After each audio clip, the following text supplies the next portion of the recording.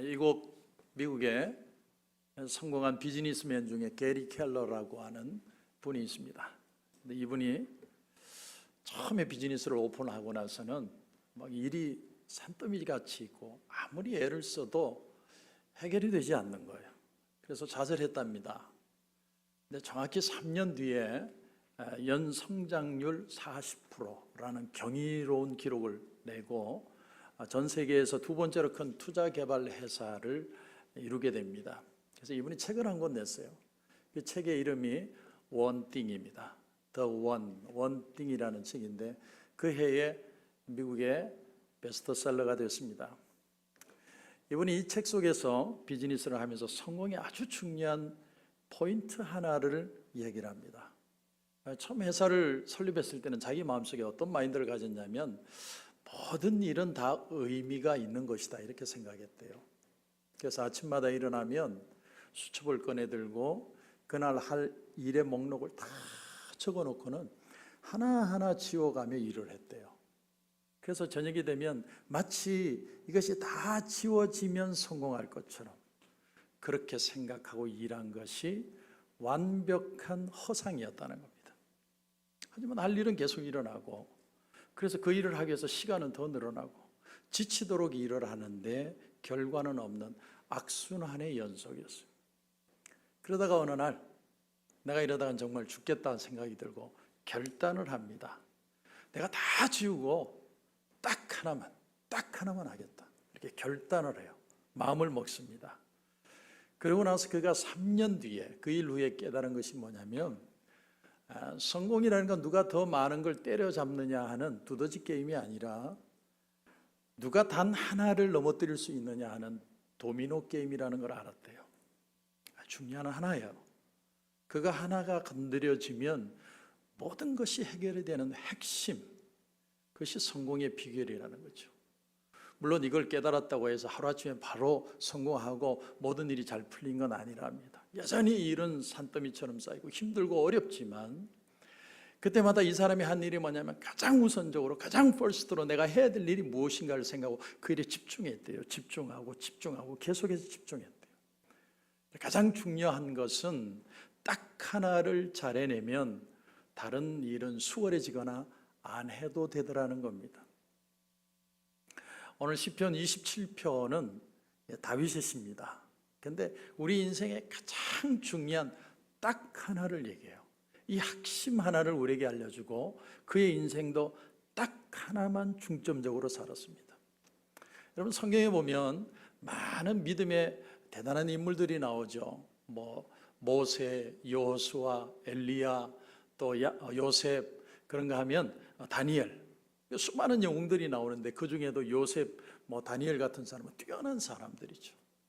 근데 그 뛰어난 사람들에 비하면 다윗은 사고를 많이 쳤습니다. 나무집 여자를 건드렸죠. 충신 죽였죠. 어떻게 보면 참 허술하기 짝이 없는 인생인데 하나님이 뭐라고 그랬냐면 모든 사람 차치하고 다윗이 내 마음에 딱 든다 그랬어요. 그리고 다윗도 내 마음을 정확하게 안다 이렇게 표현했어요. 비결이 뭘까요? 비결. 우리는 성경을 보면 그냥 보면 안 돼요. 이 속에 정말 핵심이 뭘까? 지금 우리가 사는 이 시대를 가르쳐서 spirituality, 영성의 시대라고 표현해요. 사람들은 무언가 심오한 거, 모르는 거, 비밀성스러운 거를 알려고 합니다. 그래서 수도를 통해서 어떤 가르침을 통해서 우리를 자꾸 비우려고 그래요. 내 속을 비우려고. 근데 성경이 가르치는 것이 이 성경의 메디테이션, 묵상은 뭐냐면 우리 마음을 비우는 게 아니라 우리 속을 하나님의 말씀으로 채우는 거예요. 여러분 말씀이 내 속에 들어오고 말씀이 깨달아지고 내 말씀이 채워지기 시작하면요 사람 마음에 믿음이 생겨요. 믿음이 생기면 은혜의 생활을 하게 되고요 은혜의 생활을 하게 되면 삶이 풍성해지기 시작합니다. 그래서 오늘 본문의 가장 핵심은 4절입니다. 4절을 보시면 내가 여호와께 바라는 한 가지 일, one thing 이렇게 했어요. one thing. 팀쿡 CEO가 애플의 팀쿡 CEO가 신제품 개발할 때마다 항상 하는 말이 있죠. one more thing. 근데 one more thing이 아니라 one thing이에요. one thing. 그것이 뭘까? 다윗은 이렇게 얘기합니다. 내가 내 평생에 여호와의 집에 살겠다. 그러니까 one thing. 히브리어는 아하트라는 단어를 써요. 근데 원문을 보면 원래 글이라는 게 주어, 동사, 목적어 이렇게 돼 있는데 원문을 보면 목적어가 먼저 나와요. 아하트, 라하조트, 하야이, 예메콜 이렇게 나와요. 왜 목적어를 가장 앞에 원띵이라고 표현했느냐? 내가 매우 강조한다는 거예요. 유일한 것이다라는 거예요. 이거 말고는 없다는 거예요. 그 유일함이 뭐라고요? 내가 내 평생의 여호와의 집에 살면서 여호와의 아름다움을 바라보며 그의 성전에서 사모하는 그것이라. 예수님이 12살 때 예루살렘 성전을 올라갑니다. 성인식을 하기 위해서. 근데 거기서 제사장들과 서기관들을 만나서 성경 얘기를 하다가 너무 깊이 빠져가지고 시간 가는 줄을 몰랐어요. 그런데 이 예수님의 어머니와 아빠는 그냥 난리가 난 거예요. 3일 동안 찾아 헤맸어요, 아이를. 그렇게 찾다가 나중에 성전에 와보니까 그게 예수님이 있는 거예요. 그래서 나무라는 조로 우리가 널 얼마나 찾았는지 아느냐? 예수님이 뭐라고 대답하세요? 내가 내 아버지의 집에 있어야 할 줄을 몰랐습니까? 여기가 내 집이라는 표현이죠. 우리 한국 엄마 같으면 일단 한 대 패고 시작할 텐데 마리아는 그 말을 어떻게 받아들였냐면 그 어머니는 이 모든 말을 마음에 두니라 이렇게 표현해요. 이 하나님의 전을 사모하는 마음, 예수님께 그런 마음이 있어요. 제가 가끔 제 얘기를 합니다. 죄송합니다. 또 한 얘기 또 하겠습니다. 아버지가 어려움을 당하셔서, 목회에 어려움을 당하셔서 그 교회를 쫓겨나다시피 했습니다. 그래서 저는 쫓겨나는 자의 아픔을 알아요. 그래서 너무너무 마음이 아픈데 교회를 가고 싶은데 갈 곳이 없어요. 크리스마스인데 내 교회를 못 가는 거예요. 그래서 이름도 모르는 교회 저 2층에 뒤에 히타가 한국에는 큰 게 있잖아요. 소리가 시끄러우니까 사람들이 그 옆에 아무도 없어요. 거기에서 혼자 울면서 예배드렸어요. 그러면서 하나님 앞에 내가 기도를 했습니다. 하나님, 내 인생을 살며 이제는 이후로의 삶에 단 한 번도 내 교회를 가지 못하는 아픔을 허락하지 마옵소서. 그렇게 기도했어요. 그리고 유학을 와서 교회를 몇 군데 다닌 거 외에는 지금까지 하나님이 그 약속을 지켜주셨습니다. 여러분에게 도전합니다. 마음을 정하십시오. 모든 평안과 축복은 예배로부터 시작하는 거예요. One thing, 내 평생에 여호와의 집을 사모하는 마음으로 살겠습니다. 오늘 이 시편의 배경은 두 가지 중에 하나라고 대충 봅니다. 첫째는 블레셋의 장군이었던 이스비브노비라는 장군이 군대를 이끌고 쳐들어왔을 때, 또 하나는 어떻게 보느냐면 자기 아들 압살롬이 쿠데타를 일으켰을 때, 둘 중에 하나라고 봐요. 그래서 오늘 3절에 보면 군대가 나를 대적하여 진칠지라도 내 마음이 두렵지 아니하며, 그러니까 제가 공격을 받고 있는 거죠. 전쟁이 일어났습니다. 나를 치려 할지라도 나는 여전히 태연하리로다, 이렇게 표현을 했어요. 근데 여러분, 이 구절을 보면 여러분 이게 이해가 되세요? 지금 적군이 쳐들어왔는데 정말 태연할 수 있을까요? 정말 태연했을까요? 우리가 시편 27편을 정말 진지하게 보면, 정말 깊이 들여다보면 그 시편 구절 속에 기자의 마음에 면면이 흐르는 어떤 한 줄기의 흐름이 있어요. 그 흐름이 뭐냐면 fear예요. fear. 두려움이에요. 염려예요. 다윗이 지금 덜덜덜덜 떨면서 얘기하는 거예요. 그런데 뭐라고 얘기해요? 나는 태연하리로다. 여러분, 이 말이 이해가 가세요? 이 모순이 이해가 안 되면 신앙을 이해할 수 없어요. 자, 그런데 여러분 잘 들어보세요. 여기에 믿음의 비밀이 있습니다. 아무리 신앙이 좋아도요, 마음의 공포는 내쫓지 못해요. 자, 여러분, 믿음이 없으면 마음에 두려움이 생기죠. 두려움이 생기니까 내 집안도 내 비즈니스도 모든 병문도 다 걱정이 되는 거예요. 그래서 그 안에 공포의 노예가 되죠. 그런데 믿음이 좋아도 공포는 존재해요. 여러분 막 내가 은혜 받고 나서 할렐루야, 나는 뭐 하나도 겁이 안 납니다, 할렐루야 믿습니다, 뻥이에요. 마음에 두려움이 있어요. 왜? 인간은 감정을 가지고 있기 때문에. 그런데 어떤 차이가 있을까요? 믿음이라는 건 그 공포를 최소화해서 그 공포를 컨트롤함으로 그 공포에서 자기를 지키는 게 믿음이에요. 우리는 오늘 본문에서 이걸 배우는 거예요. 인간의 감정을 무시할 수는 없어요. 아픈 건 아픈 거고 힘든 건 힘든 거고 두려운 건 두려운 거예요. 그런데 예수를 믿는 사람, 믿음이 좋은 사람은 그 믿음에 따라서 공포를 최소화시켜서 자기를 공포의 희생양으로 내버려 두지 않는 거예요. 예수 믿는 사람의 차이점입니다. 잘 믿는 사람들의 장점이에요. 오늘 다윗을 통해서 배우고자 하는 것이 바로 이것입니다. 그렇다면 다윗이 이 믿음을 고백할 수 있었던 비결이 뭘까요? 비결. 우리는 수많은 일들을 만나잖아요. 어떤 때는 병도 걸리고 집안에 문제도 생기고 막 비즈니스도 어려움을 당하고, 거기서 어떻게 내 마음을 지키고 믿음을 가지고서 하나님의 축복을 얻어낼 수 있을까? 여러분, 첫 번째 다윗이 주는 도전은요, 두려움으로 두려움을 이기라는 거예요. 두려움으로 두려움을 이기라. 여러분, 오늘 1절을 보니까 이렇게 되어 있습니다. 여호와는 나의 빛이요 나의 구원이시니 내가 누구를 두려워하리요. 여호와는 내 생명의 능력이시니 내가 누구를 무서워하리요. 두려움을 이기는 방법은 간단해요. 뭐라고 얘기합니까? 큰 두려움으로 작은 두려움을 덮어라는 거예요. 하나님을 더 두려워하면 세상이 두렵지 않다는 거예요. 이 두려움을 뭐라고 합니까? 경외한다는 거예요. 하나님을 정말로 경외하면 세상이 두렵지 않아요. 창세기 22장에 보면 하나님이 어느 날 아브라함에게 나타나셨어요. 네 사랑하는 아들 독자 이삭을 모리아 산에서 바쳐라. 아브라함이 그날 잠이 왔을까요? 저는 제 생각에 뜬 눈으로 세웠을 것 같아요. 그런데 성경을 보면 그날 아침에 나귀의 안장을 지고 곧바로 출발을 합니다. 아브라함은 감정을 쫓아가는 게 아니라 믿음을 쫓아가요. 감정이 없는 게 아니에요. 감정은 힘들어요. 미쳐요. 고통스러운 일이에요. 찢어지는 아픔이 있어요. 그런데 믿음을 따라갑니다. 왜?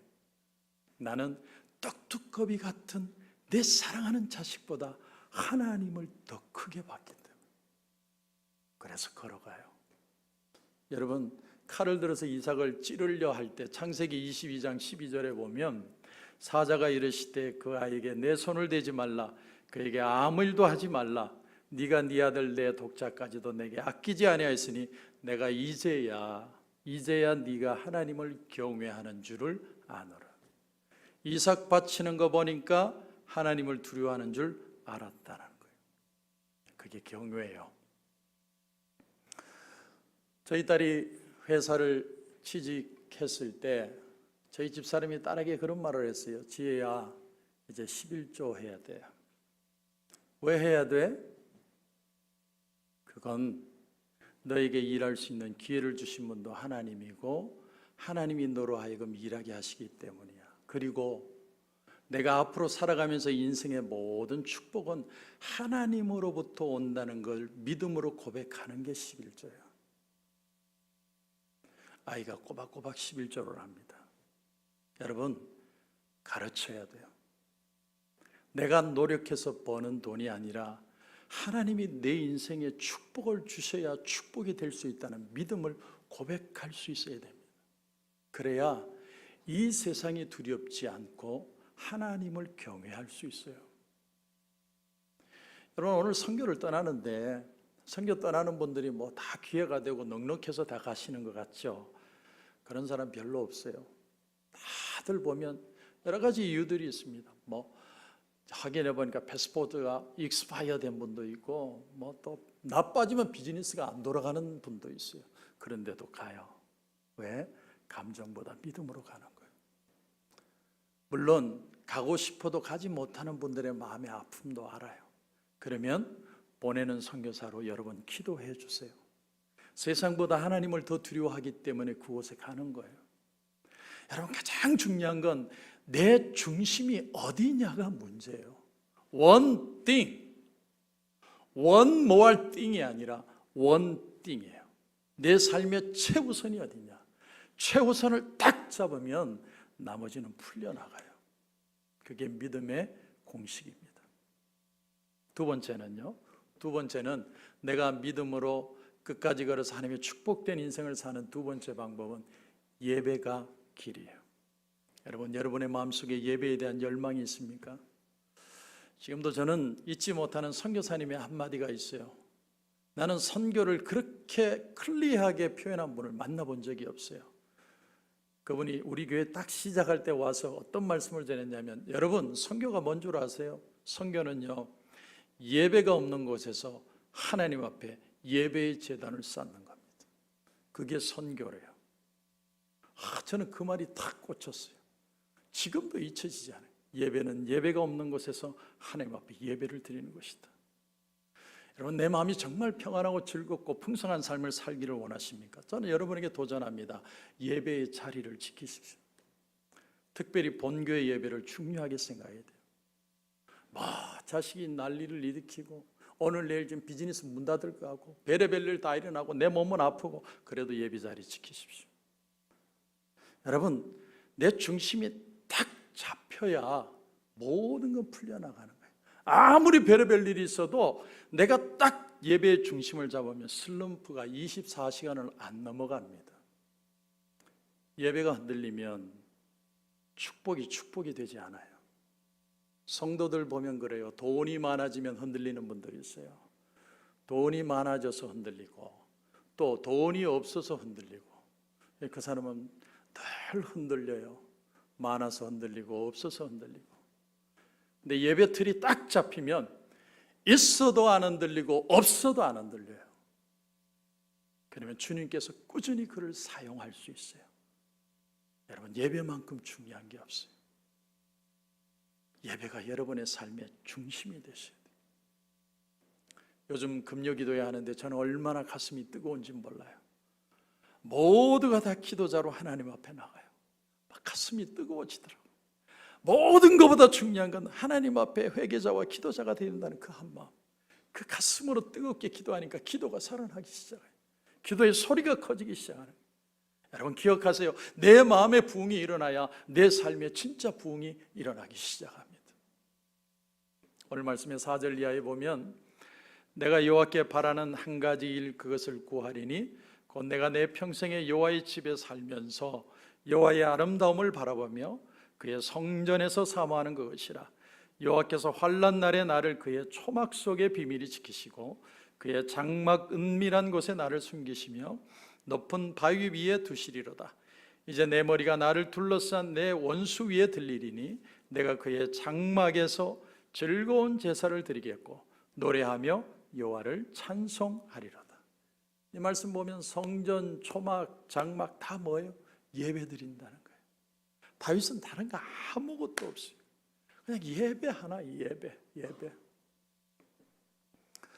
여러분, 우리가 두고 온 조국 대한민국을 가리켜서 선진국이라고 그래요. 선진국. 제가 어릴 때 공부할 때만 해도 개발도상국, 개발도상 5개년 계획, 그런 거 맨날 듣고 자랐어요.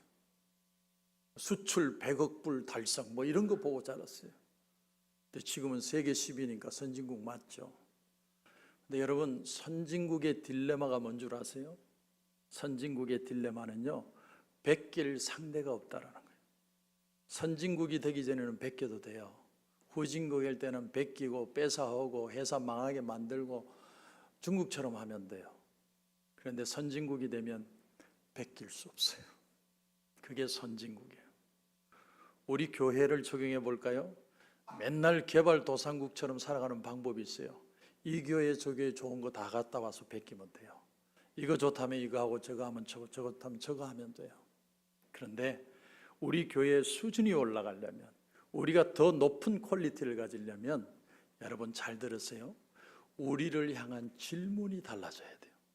질문이 달라져요. 무슨 질문을 해야 되느냐? 이제 AI 시대라고 그래요. AI가 발전해서 인간을 파괴하고 인간을 죽이고 파멸시킬 것이라고 겁을 냅니다. 그런데 AI가 유일하게 인간을 이기지 못하는 이유가 하나가 있대요. 그게 뭐냐면 인간이 인간인 이유를 모른다는 거예요.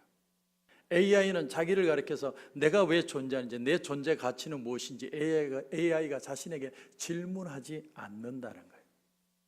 우리 인간은 끝없이 질문해요. 그런데 이제 질문의 수준이 업그레이드 돼야 돼요.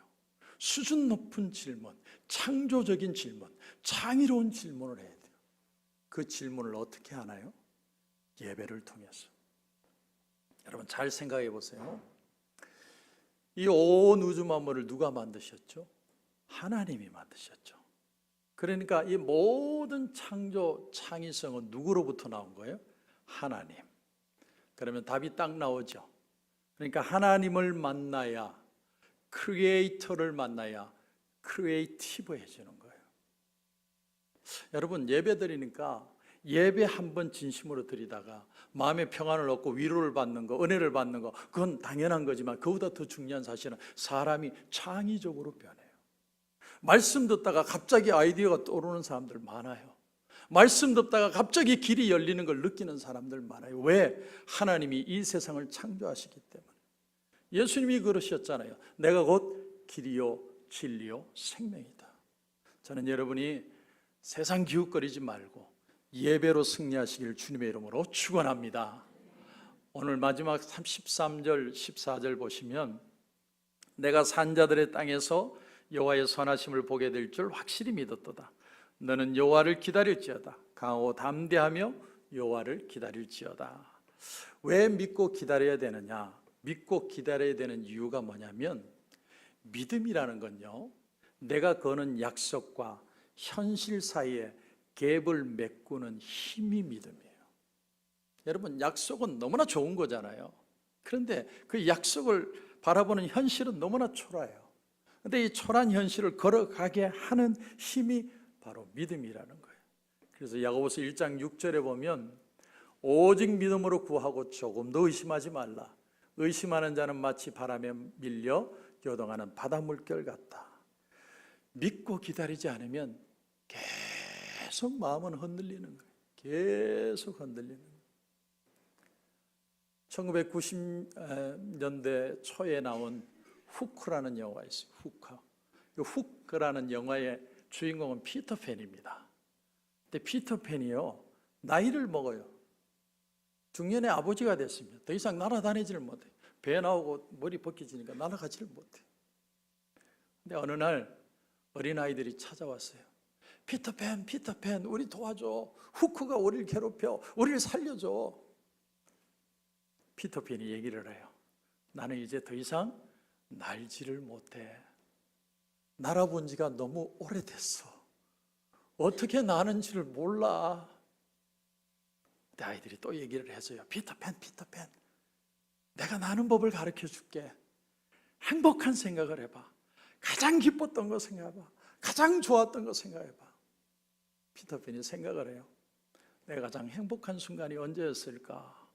그러다가 문득 자기가 처음 아이를 안았을 때, 아이가 태어난 순간이 너무 행복했던 기억이 나요. 기쁨을 느껴요. 피터팬이 나릅니다. 그때부터 나르기 시작해요. 여러분 그렇습니다. 우리 그리스도인들에게도 행복한 자리가 있어요. 이 세상에 돈 많이 벌어서요, 자식들 잘 되세요, 내가 큰 좋은 데 살아서요, 천만에요. 내가 정말 마음에 감격하고 기쁜 그 순간은 하나님 앞에 은혜 받던 자리예요. 하나님을 세상보다 더 크게 생각하고 두려워하고 하나님 앞에 살며 예배에 성공할 때, 그때가 내 마음이 가장 기뻤던 거예요. 제가 이런 예를 들어서 너무 죄송한데요, 프로 골퍼들이 입스가 오면 아무것도 안 된대요. 아무것도 안 된대요. 그렇게 오랫동안 골프를 쳤는데 안 된대요. 그러면 어떻게 하느냐면 이 프로 골퍼들이요, 처음부터 다시 시작한대요. 처음에 스윙 처음 배울 때 그때로 돌아서 다시 시작한다는 거예요. 다윗이 밧세바와 범죄한 후에 저건 살인마다, 가정 파기범이다, 뒷담화로 얼마나 사람들이 얘기했을까요? 근데 그런 모든 얘기를 들으면서 왕으로서 포기하지 않고 다시 걷기 시작해요. 처음부터 다시. 사도 바울이 비시디아 안디옥에서 유대인들에게 돌에 맞아서 죽었어요. 사람들은 죽었다고 생각하고 동구박에 갖다 버렸어요. 그런데 이 사람이 또 정신을 차려 기어 들어와서 복음을 전해요. 처음부터 다시. 아버지 재산 한몫 챙겨가지고 먼 타에 가서 멋지게 띵까띵까 놀다가 거지가 됐어요. 탕자가 아버지에게 돌아옵니다. 둘째 아들의 자리로 다시 돌아와요. 처음부터 다시. 여러분, 지금 우리가 제일 필요한 게 뭔 줄 아세요? 믿음으로 처음부터 다시 예배자가 돼야 돼요. 이게 핵심이에요. 너는 여호와를 기다릴지어다. 강호 담대하며 여호와를 기다릴지어다. 여러분, 하나님을 두려워하세요. 그리고 예배자가 되세요. 예배의 은혜만 회복하면 다 해결돼요. 걱정하지 마세요. 오늘 여러분에게 드리는 도전, one thing. 하나님 앞에 예배로 성공하시는 저와 여러분이 되시길 주님의 이름으로 축원합니다.